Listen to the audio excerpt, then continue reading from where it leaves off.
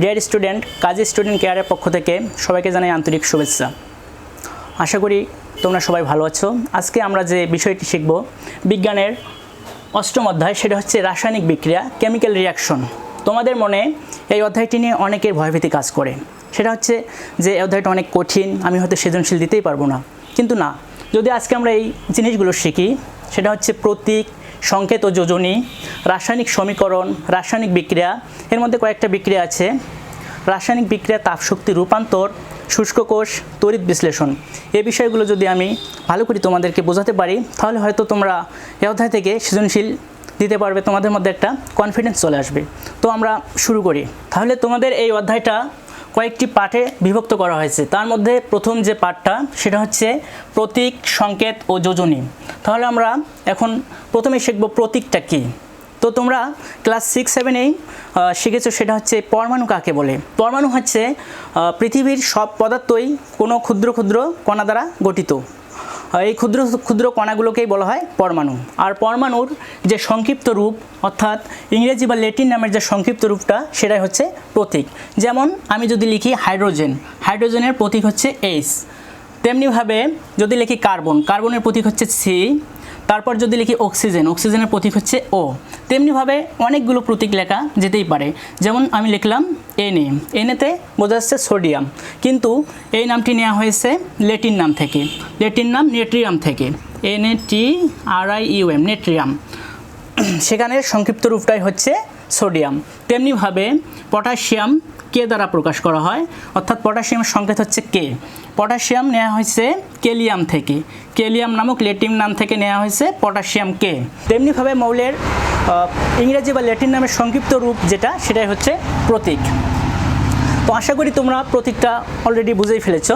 এখন আমরা আসবো সংকেত।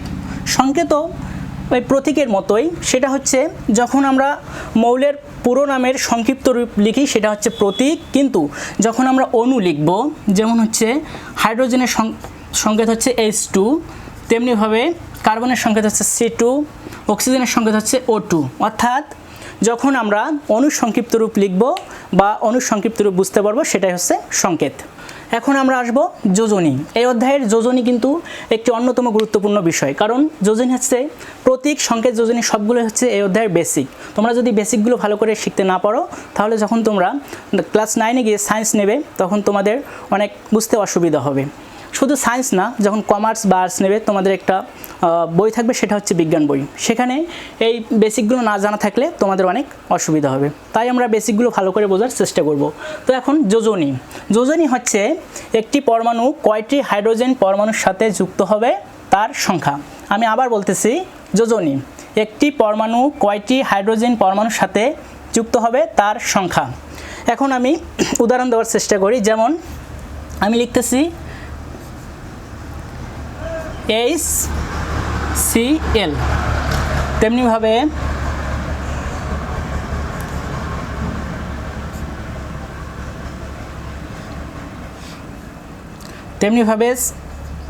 CH,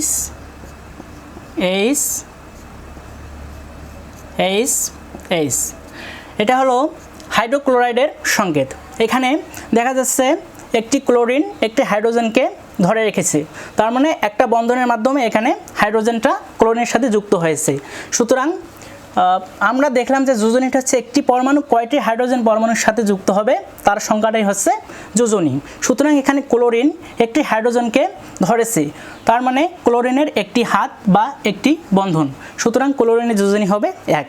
তেমনিভাবে এখানে যদি আমরা কার্বনের যোজনীটা দেখতে যাই, তখন দেখব যে কার্বন 4টি হাইড্রোজেনকে বন্ধনের মাধ্যমে সংযুক্ত করেছে, তার মানে কার্বনের এখানে 4টা হাত বা বন্ধন রয়েছে, সুতরাং কার্বনের যোজনী হচ্ছে 4। তেমনিভাবে আমরা আরও অনেক উদাহরণ দিতে পারি। যদি আমি লিখি পানির সংকেত H2O, H2O যদি আমি লিখি O, 2 হাতের মাধ্যমে H, মানে 2টা হাইড্রোজেনকে সংযুক্ত করেছে অক্সিজেন, সুতরাং এখানে 2টা বন্ধন রয়েছে, সুতরাং অক্সিজেনের সংকেত হচ্ছে, অক্সিজেনের যোজনী হচ্ছে 2। আশা করি তোমরা সবাই যোজনীটা বুঝতে পেরেছো। এখন আমি যে বিষয়টাতে আসবো, সেটা হচ্ছে যৌগমূলক। যৌগমূলকের সংজ্ঞায় যদি আমি যাই, সেটা হচ্ছে যে সব পরমাণুগুচ্ছ স্বাধীন নয়, কিন্তু যৌগ গঠনে অংশ নেয় সেগুলোই হচ্ছে যৌগমূলক। আবার বলতেছি, যেসব পরমাণু গুচ্ছ স্বাধীন নয় কিন্তু যৌগ গঠনে অংশ নেয় সেগুলো হচ্ছে যৌগমূলক। যদি আমি উদাহরণ দিয়ে বোঝার চেষ্টা করি, আমি লিখতেছি NH4Cl, এটাকে বলা হয় অ্যামোনিয়াম ক্লোরাইড। অ্যামোনিয়াম ক্লোরাইড তোমরা দেখতে পাচ্ছ এখানে দুইটা মৌল আছে, একটা হচ্ছে অ্যামোনিয়াম মৌল এবং একটা হচ্ছে ক্লোরিন মৌল। তার মানে এটা স্বাধীন নয়, এটা হচ্ছে একটা গুচ্ছ আকারে আছে। আমি তো সংজ্ঞায় বললাম যে সব পরমাণুগুচ্ছ স্বাধীন নয়, তার মানে এটা স্বাধীন নয় কিন্তু যৌগ গঠনে অংশ নেয় সেগুলো হচ্ছে যৌগমূলক। তোমরা যদি প্রতীক চিন্তা করো, হাইড্রোজেনের প্রতীক হচ্ছে H, আবার যদি সংকেত চিন্তা করো হাইড্রোজেনের সংকেত হচ্ছে H2, কিন্তু যখন যৌগমূলক চিন্তা করবে তখন সেটা হবে স্বাধীন নয় কিন্তু সেটা হচ্ছে পরমাণুগুচ্ছ, আর এগুলো স্বাধীন, এগুলো একাই আছে কিন্তু এখানে যুক্ত আকারে আছে। তার মানে আমরা যৌগমূলকের সংজ্ঞায় আসতে পারি যে সব পরমাণুগুচ্ছ স্বাধীন নয় কিন্তু যৌগ গঠনে অংশগ্রহণ করে সেগুলোকেই বলা হয় যৌগমূলক। আচ্ছা, আমরা এখন শিখব রাসায়নিক সমীকরণটা আসলে কি। রাসায়নিক বিক্রিয়া অধ্যায়টার নাম হচ্ছে রাসায়নিক বিক্রিয়া। সুতরাং তোমাদের রাসায়নিক বিক্রিয়া সম্পর্কে জানতে হলে অ্যাট ফার্স্ট তোমাদের জানতে হবে রাসায়নিক সমীকরণ কি বা কীভাবে লিখতে হয়। তো আমি এখানে দুইটা বিক্রিয়া লিখেছি। এটা হচ্ছে সালফার প্লাস অক্সিজেন বিক্রিয়া করে উৎপন্ন করেছে সালফার ডাইঅক্সাইড। দ্বিতীয় বিক্রিয়াটা হচ্ছে জিঙ্ক প্লাস সালফিউরিক অ্যাসিড বিক্রিয়া করে উৎপন্ন করেছে জিঙ্ক সালফেট প্লাস হাইড্রোজেন। এখানে তীর চিহ্নের বাম দিকে আছে সালফার প্লাস অক্সিজেন আর তীর চিহ্নের ডান দিকে আছে সালফার ডাইঅক্সাইড। তো আর এখানে দ্বিতীয় যে সমীকরণটা আছে সেখানে আছে তীর চিহ্নের বাম দিকে জিঙ্ক প্লাস সালফিউরিক অ্যাসিড আর তীর চিহ্নের ডান দিকে আছে জিঙ্ক সালফেট প্লাস হাইড্রোজেন। সুতরাং আমরা বলতে পারি সালফার প্লাস অক্সিজেন হচ্ছে বিক্রিয়ক পদার্থ এবং সালফার ডাইঅক্সাইড হচ্ছে উৎপাদ পদার্থ। তেমনিভাবে দ্বিতীয় সমীকরণে জিঙ্ক ও সালফিউরিক অ্যাসিড হচ্ছে বিক্রিয়ক পদার্থ, তেমনি করে জিঙ্ক সালফেট প্লাস হাইড্রোজেন হচ্ছে উৎপাদ পদার্থ। তাহলে আমরা রাসায়নিক সমীকরণের সংজ্ঞায় বলতে পারি রাসায়নিক বিক্রিয়ায় অংশগ্রহণকারী দুই বা ততোধিক পদার্থকে প্রতীক, সংকেত ও কিছু চিহ্নের মাধ্যমে, সেটা হতে পারে যোগ চিহ্ন, তীর চিহ্ন অথবা সমান চিহ্নের মাধ্যমে যখন প্রকাশ করা হয় তখন সেটাকে বলা হয় রাসায়নিক সমীকরণ। আমি আবার এই বিষয়টি বলতেছি, রাসায়নিক সমীকরণ বলতে বোঝায় যখন দুই বা ততোধিক মৌল বা যৌগকে প্রতীক, সংকেত এবং কিছু চিহ্নের মাধ্যমে প্রকাশ করা হয় তখন সেটাকে বলা হয় রাসায়নিক সমীকরণ। তাহলে এবার আসি বিক্রিয়ক পদার্থ মূলত কাকে বলে। বিক্রিয়ক পদার্থ হচ্ছে রাসায়নিক বিক্রিয়া সংঘটিত হওয়ার পূর্ব অবস্থা। যেমন বলা যায় সালফার এবং অক্সিজেন হচ্ছে এখানে বিক্রিয়ক পদার্থ। তার মানে হচ্ছে এখানে রাসায়নিক বিক্রিয়ার এটা পূর্ব অবস্থা বা সংগঠনের পূর্ব অবস্থা। তেমনিভাবে জিঙ্ক এবং সালফিউরিক অ্যাসিড হচ্ছে এখানে বিক্রিয়ক বা বিক্রিয়ক পদার্থ, কারণ এটা হচ্ছে রাসায়নিক বিক্রিয়া সংগঠিত হওয়ার পূর্ব অবস্থা। তেমনি করে উৎপাদ পদার্থ কাকে বলা হয়। উৎপাদ পদার্থ হচ্ছে রাসায়নিক বিক্রিয়ায় যে পদার্থটা উৎপন্ন হবে সেটাই হচ্ছে উৎপাদ পদার্থ। এখানে সালফার ডাইঅক্সাইড হচ্ছে উৎপাদ পদার্থ, কারণ এটা বিক্রিয়া সংগঠনের শেষ অবস্থা বা পরবর্তী অবস্থা। তেমনিভাবে জিঙ্ক সালফেট ও হাইড্রোজেন এখানে হচ্ছে উৎপাদ পদার্থ, কারণ এখানে দ্বিতীয় বিক্রিয়ায় উৎপন্ন হয়েছে জিঙ্ক সালফেট প্লাস হাইড্রোজেন। এখানে উৎপন্ন পদার্থই হচ্ছে এই দুটা, অর্থাৎ বিক্রিয়া সংগঠনের শেষ বা পরবর্তী অবস্থায় হচ্ছে উৎপাদ পদার্থ। এখন আমি যে বিষয়টি দেখাবো তোমাদেরকে সেটা হচ্ছে রাসায়নিক বিক্রিয়ার বৈশিষ্ট্য। সব কিছুরই কিছু না কিছু বৈশিষ্ট্য থাকে, তেমনি রাসায়নিক বিক্রিয়ারও বৈশিষ্ট্য রয়েছে। এখানে এই বিক্রিয়া থেকেই তোমরা বা এই সমীকরণ থেকেই তোমরা বুঝতে পারো যে এখানে সালফার প্লাস অক্সিজেন বিক্রিয়া করে উৎপন্ন করেছে সালফার ডাই অক্সাইড। এখানে সালফারের সংখ্যা 1, অক্সিজেনের সংখ্যা 2। তেমনিভাবে উৎপাদ পদার্থ তোমরা সালফার ডাই অক্সাইডে দেখতে পাচ্ছ সালফারের সংখ্যা 1, অক্সিজেনের সংখ্যা 2। অর্থাৎ এখানে যতগুলো পরমাণু ছিল, বিক্রিয়কে যতগুলো পরমাণু ছিল তেমনিভাবে উৎপাদেও ততগুলো পরমাণু ছিল। অর্থাৎ তাহলে প্রথম রাসায়নিক সমীকরণের প্রথম বৈশিষ্ট্য হচ্ছে রাসায়নিক সমীকরণে কোনো পরমাণু সৃষ্টি বা ধ্বংস হয় না, শুধুমাত্র পরমাণুর পুনর্বিন্যাস ঘটে। এবার আমরা দ্বিতীয় বিক্রিয়াটা দেখি। এখানে জিঙ্কের সংখ্যা হচ্ছে 1টি, সালফিউরিক অ্যাসিডে হাইড্রোজেনের সংখ্যা 2টি, সালফারের সংখ্যা 1টি এবং অক্সিজেনের সংখ্যা 4টি। তেমনি করে এখানে উৎপাদ পদার্থে জিঙ্কের সংখ্যা 1টি, সালফারের সংখ্যা 1টি এবং অক্সিজেনের সংখ্যা 4টি এবং হাইড্রোজেনের সংখ্যা 2টি। তার মানে বিক্রিয়ক পদার্থে যতগুলো পরমাণু ছিল উৎপাদ পদার্থ ততগুলো পরমাণু রয়েছে।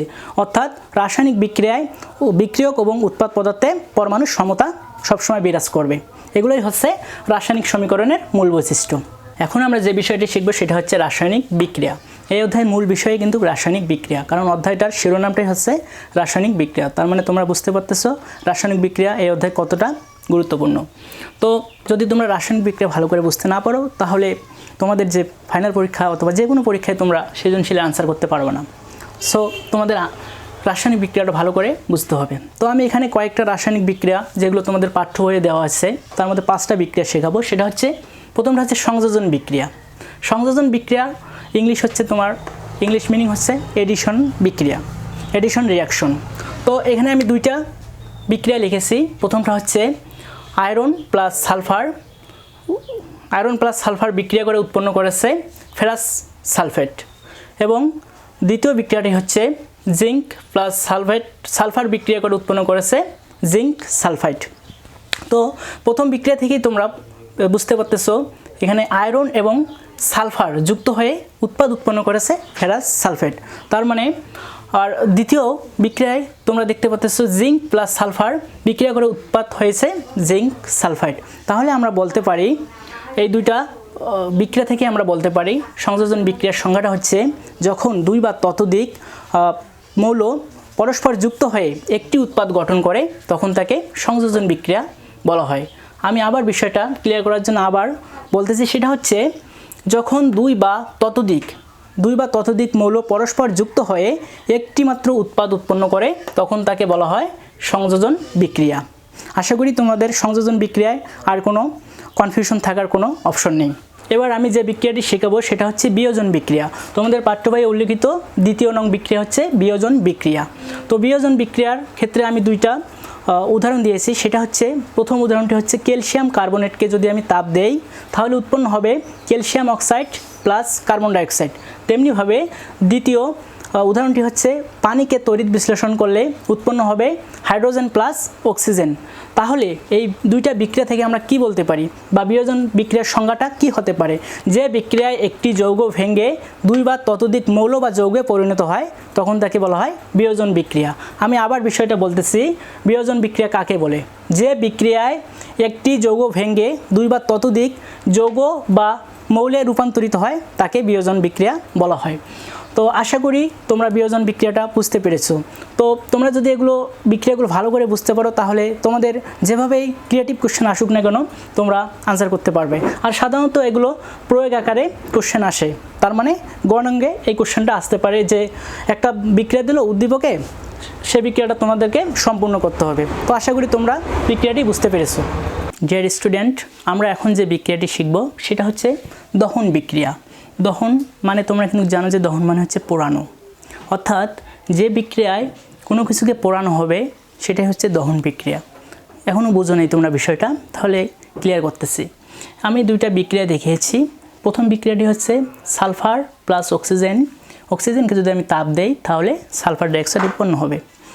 আবার দ্বিতীয় বিক্রিয়ায় কার্বন প্লাস অক্সিজেনকে যদি তাপ দেওয়া হয় তাহলে কার্বন ডাইঅক্সাইড উৎপন্ন হবে। তার মানে এখানে 2টা বিক্রিয়ায় কিন্তু একটা কমন ব্যাপার লক্ষ্য করা যাচ্ছে, বা কমন পদার্থ হচ্ছে অক্সিজেন। অর্থাৎ দহন বিক্রিয়া তাহলে অক্সিজেন অবশ্যই প্রয়োজন আছে বা প্রয়োজনীয়। তাহলে দহন বিক্রিয়াটা মূলত কি?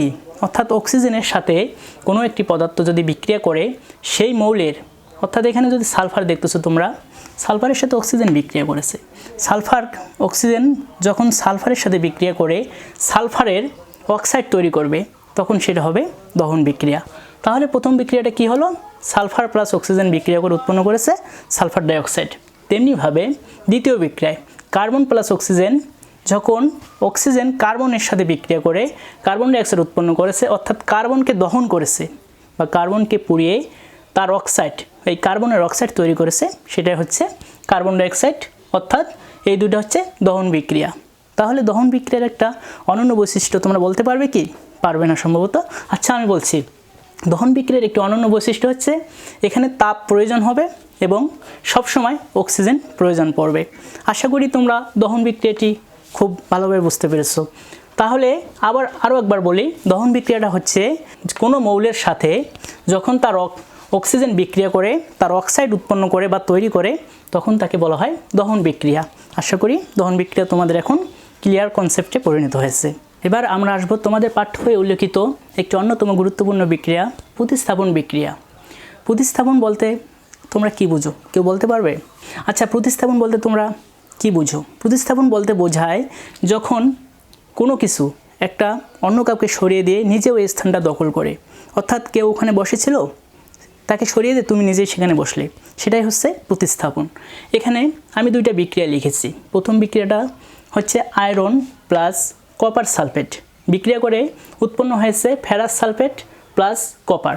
এখানে তোমরা দেখো এই কপার সালফেটের এই কপারকে সরিয়ে দিয়ে আয়রন এখানে স্থান দখল করে কি তৈরি করেছে?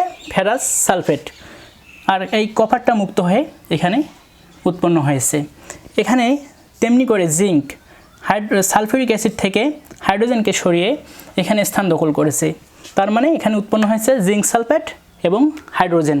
তাহলে প্রতিস্থাপনটা আসলে কি? প্রতিস্থাপন বিক্রিয়া হচ্ছে যে বিক্রিয়ায় একটি মৌল কোনো যৌগ থেকে কোনো একটি মৌলকে সরিয়ে নিজে ওই স্থান দখল করে একটি নতুন যৌগ তৈরি করে, সেটাই হচ্ছে প্রতিস্থাপন বিক্রিয়া। তাহলে প্রতিস্থাপন বিক্রিয়াটা কি? প্রতিস্থাপন বিক্রিয়া হচ্ছে কোনো একটি মৌল যদি কোনো যৌগ থেকে কোনো একটি মৌলকে সরিয়ে নিজে ওই স্থানটা দখল করে একটি নতুন যৌগ তৈরি করে, সেটাই হচ্ছে প্রতিস্থাপন বিক্রিয়া। প্রতিস্থাপন মানে হচ্ছে জায়গা দখল করা। আমরা এখন যে বিক্রিয়াটি শিখব সেটা হচ্ছে প্রশমন বিক্রিয়া। এই বিক্রিয়াটি সবচেয়ে সহজ এবং তোমাদের জন্য সবচেয়ে গুরুত্বপূর্ণ, কারণ এখান থেকেই সৃজনশীল কোশ্চেন হওয়ার সম্ভাবনা অনেক বেশি। প্রশমন বিক্রিয়াটা আসলে কি? প্রশমন বিক্রিয়া হচ্ছে অ্যাসিড আর ক্ষার বিক্রিয়া করে যখন লবণ ও পানি উৎপন্ন করবে, সেটা হচ্ছে প্রশমন বিক্রিয়া। এই বিক্রিয়াটিতে তোমরা দেখো এখানে হচ্ছে হাইড্রোজেন ক্লোরাইড নামক অ্যাসিড আর হচ্ছে সোডিয়াম হাইড্রোক্সাইড নামক ক্ষার বিক্রিয়া করে কি উৎপন্ন করেছে? সোডিয়াম ক্লোরাইড নামক লবণ এবং পানি। অর্থাৎ হাইড্রোজেন ক্লোরাইড ও সোডিয়াম হাইড্রোক্সাইড বিক্রিয়া করে উৎপন্ন করেছে সোডিয়াম ক্লোরাইড এবং পানি। সুতরাং আমরা বলতে পারি প্রশমন বিক্রিয়া হচ্ছে যে বিক্রিয়ায় অ্যাসিড ও ক্ষার বিক্রিয়া করে লবণ ও পানি উৎপন্ন করে, সেটাই হচ্ছে প্রশমন বিক্রিয়া। আমি আরও একবার বলতেছি প্রশমন বিক্রিয়াটা কি। প্রশমন বিক্রিয়া খুব ইজি। অ্যাসিড ও ক্ষার বিক্রিয়া করে যখন লবণ ও পানি উৎপন্ন করে বা তৈরি করে, সেটাই হচ্ছে প্রশমন বিক্রিয়া। আশা করি তোমরা খুব সহজেই বিষয়টি বুঝতে পেরেছো। প্রশমন বিক্রিয়া আর প্রতিস্থাপন বিক্রিয়া তোমাদের মধ্যে গুলিয়ে ফেলতে পারো।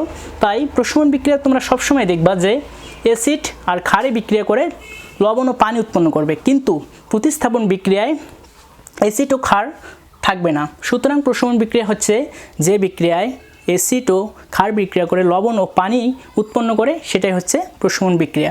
আশা করি তোমরা বুঝতে পেরেছো। আর এটা অনেক ভালোভাবে প্র্যাকটিস করবা, কারণ প্রশমন বিক্রিয়া থেকে অনেক সময় সৃজনশীল আসতে পারে বা হয়।